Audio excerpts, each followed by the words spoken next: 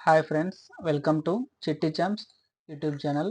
Friends, ఈరోజు మనం APSC group 2 mains exam సంబంధించి టాప్ 5000 బిట్స్ చేస్తామని చెప్పాం కదా. అందులో భాగంగా ఈరోజు పాలిటీలో కొన్ని బిట్స్ చూద్దామండి. మొట్టమొదటగా, సూపర్ బజార్లు, బట్టల దుకాణాల్లో ఉద్యోగులు, కార్మికులు కూర్చొని పనిచేసే వెసులుబాటును కల్పించిన రాష్ట్రాలు: కేరళ, తమిళనాడు. భారతదేశంలో తొలిసారిగా రాజ్యాంగ అక్షరాస్యతను సాధించిన జిల్లా: Kollam, Kerala. Right to internet అనేది ఒక మౌలిక హక్కుగా తీర్పు చెప్పిన హైకోర్టు: కేరళ హైకోర్టు అండి. షెడ్యూల్ ప్రాంతాలలో ఆదివాసీలకు 100% రిజర్వేషన్లు చెల్లుబాటు కావని సుప్రీంకోర్టు ఏ కేసులో తీర్పు చెప్పింది? Chebrolu L Prasad versus state of AP. ఇటీవల తెలుగు భాషను అధికార భాషగా గుర్తించిన రాష్ట్రం: వెస్ట్ బెంగాల్. జాతీయ బాలల హక్కుల కమిషన్ నూతన విధానం మోటో ఏమిటి? భవిష్య రక్షితి రక్షిత్. భవిష్య రక్షితి రక్షిత్. లాక్డౌన్ ఏ ప్రాతిపదికన విధిస్తారు? అంటువ్యాధుల నివారణ చట్టం 1897.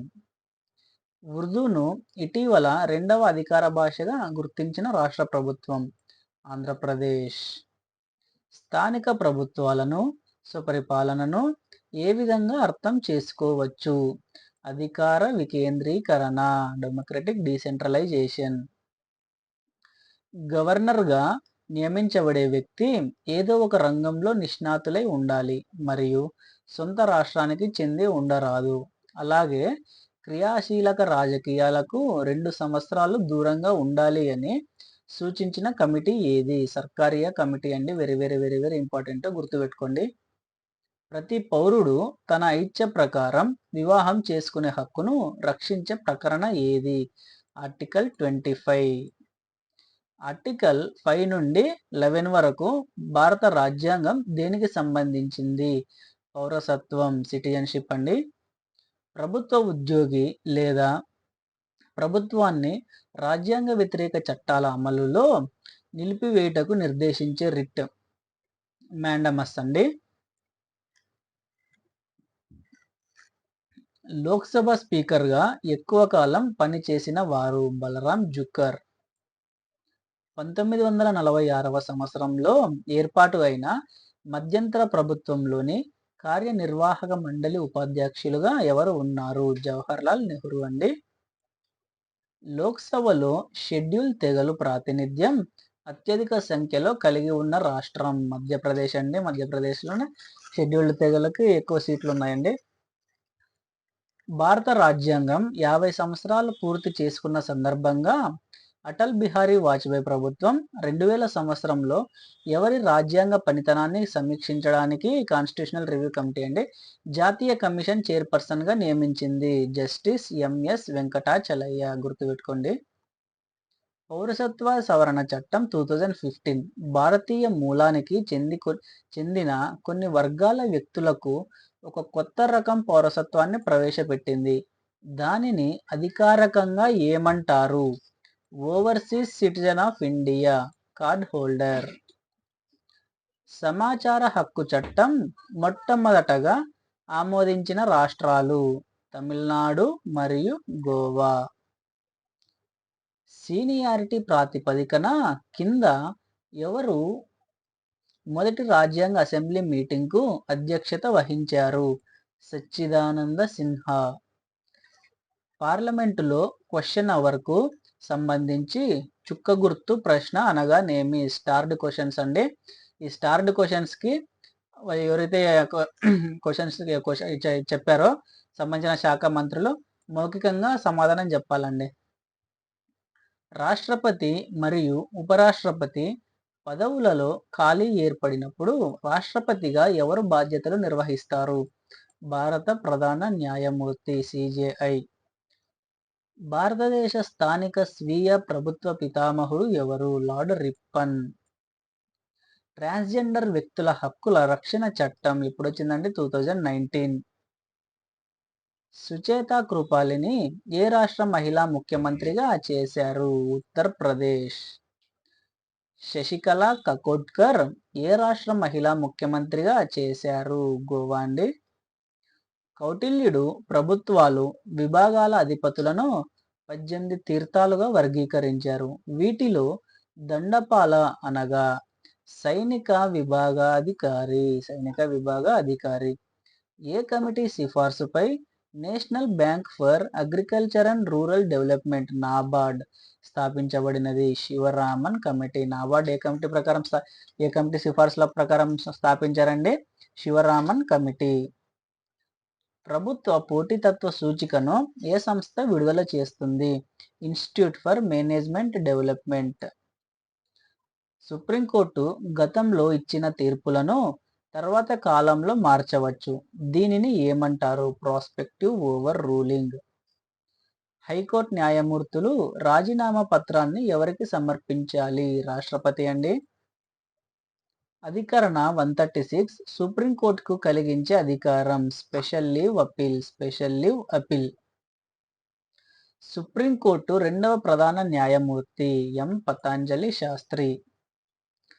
హైకోర్టు న్యాయమూర్తుల పెన్షన్లు ఏ నిధుల నుండి చెల్లిస్తారు? కేంద్ర సంఘటిత నిధి అండి. అదే వాళ్ళ శాలరీస్ వచ్చేసి రాష్ట్ర సంఘటిత నిధి అండి. ఏ రాష్ట్రంలో ఉంటే ఆ రాష్ట్రం సంఘటిత నిధి నుండి.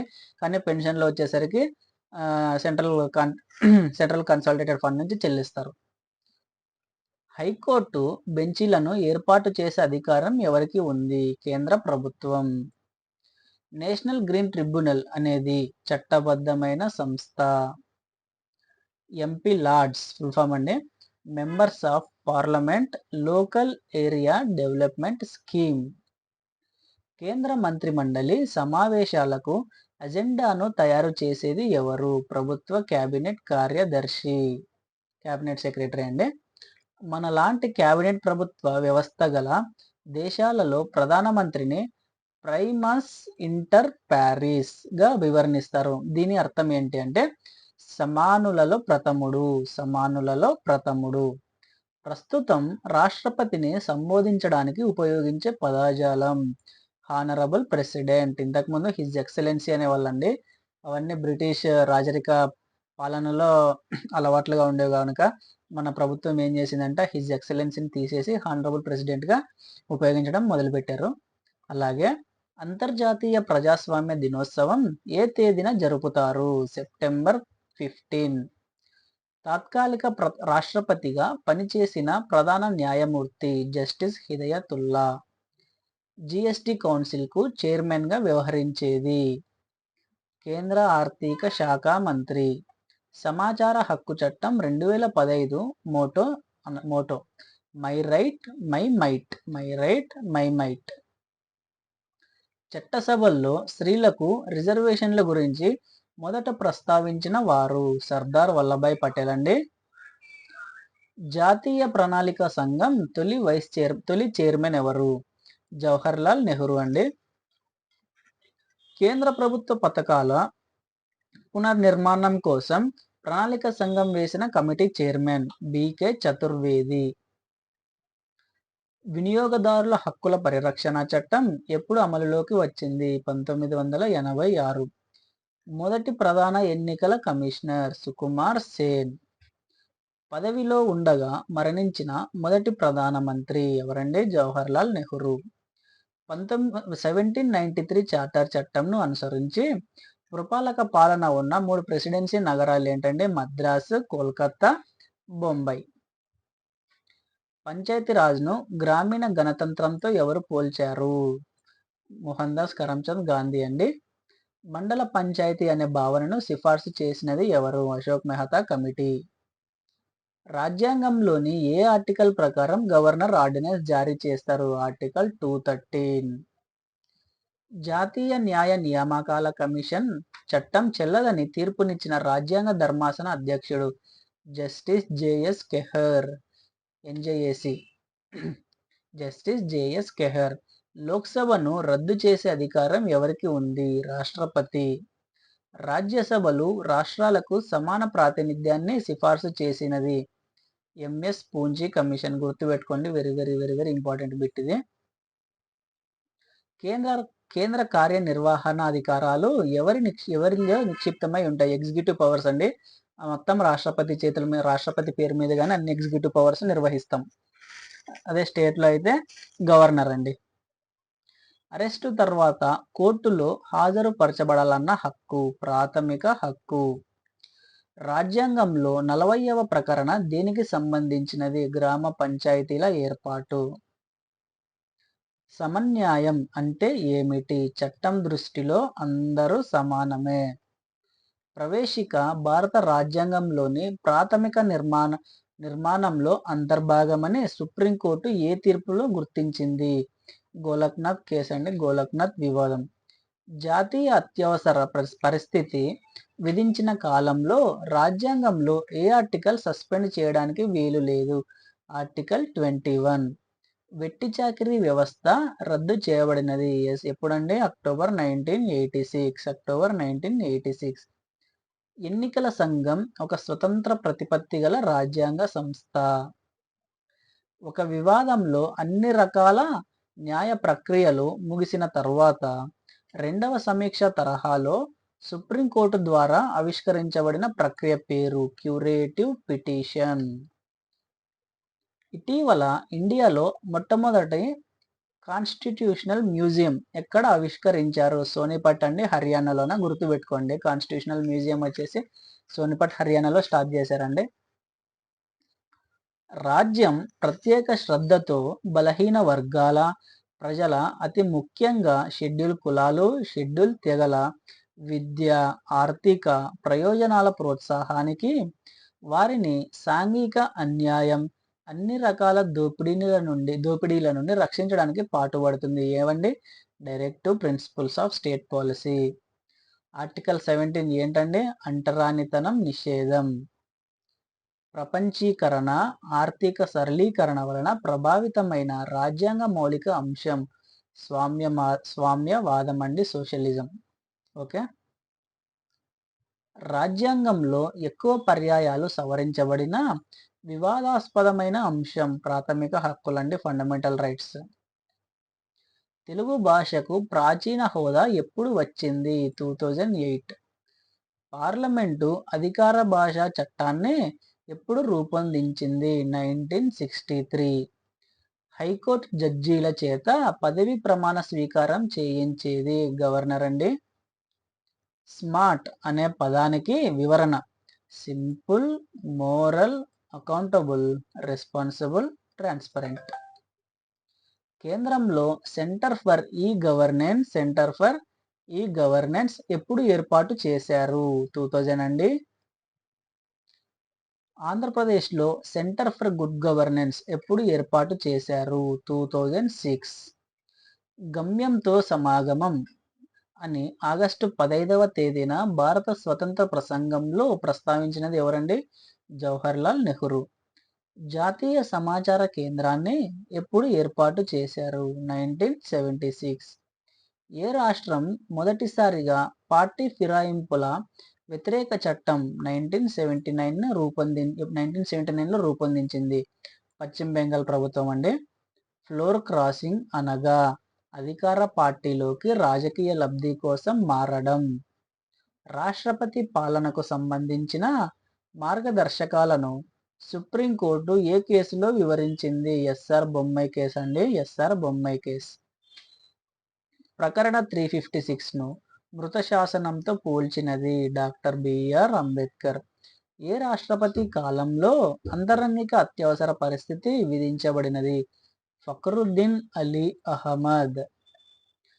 మండల్ కమిషన్ నివేదికలో అమలులోకి తీసుకువచ్చిన ప్రభుత్వం విపి సింగ్ ప్రభుత్వం అండి. జాతీయ మానవ హక్కుల సంఘాన్ని ఏ సంవత్సరంలో ఏర్పాటు చేశారు? 1993. ఓబీసీలో క్రిమి లేయర్ను గుర్తించడానికి ఎవరి అధ్యక్షతన కమిటీ ఏర్పాటు చేయబడినది? రామానందన్ ప్రసాద్.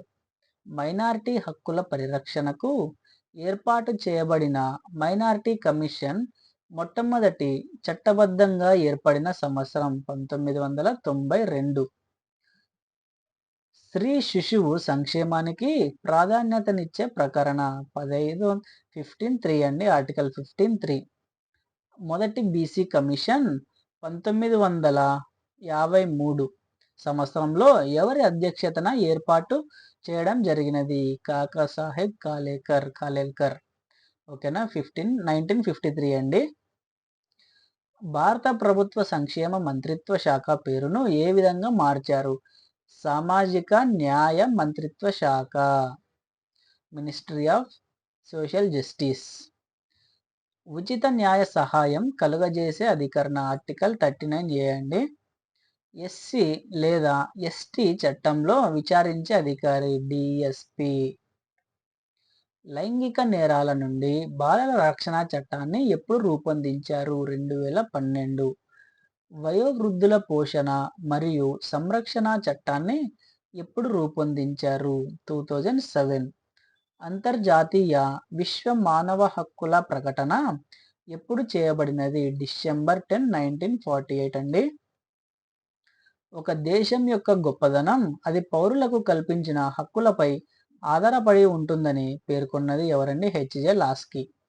బ్రాండింగ్ ఇండియా గ్రంథకర్త అండి అమితాబ్ కాంత్. నీతి ఆయోగ్ యొక్క 2వ CEO అమితాబ్ కాంతేనండి. పేదరిక నిర్మూలనపై నీతి ఆయోగ్ ఏర్పాటు చేసిన టాస్క్ ఫోర్స్ కు చైర్మన్ గా ఎవరు వ్యవహరించారు? అరవింద్ పనగారియా. ఇటీవల national security guard director general గా ఎవరు నియమితులయ్యారు? ఆన్సర్ కామెంట్ బాక్స్ లో పెట్టండి. ఇది ఫ్రెండ్స్ ఈరోజుటి వీడియో. అలాగే నెక్స్ట్ కూడా మనం ఏపీఎస్సి గ్రూప్ 2 రానున్న రోజుల్లో మొత్తం దాదాపు మిగతా వీడియోస్ అన్ని సబ్జెక్ట్స్కి సంబంధించి మొత్తం అన్ని సబ్జెక్ట్స్కి సంబంధించి 5000 బిట్స్ చేస్తామని చెప్పాం కదా. ఇందులో కొన్ని అయిపోయినాయి, మళ్ళీ ఇంకా కొన్ని మిగతావి చేస్తాము. అందరూ దయచేసి ఛానల్ని సబ్స్క్రైబ్ చేసుకోండి, అలాగే వీడియోని లైక్ చేయండి, అలాగే సపోర్ట్ చేస్తారని కోరుకుంటున్నాం. Thank you friends.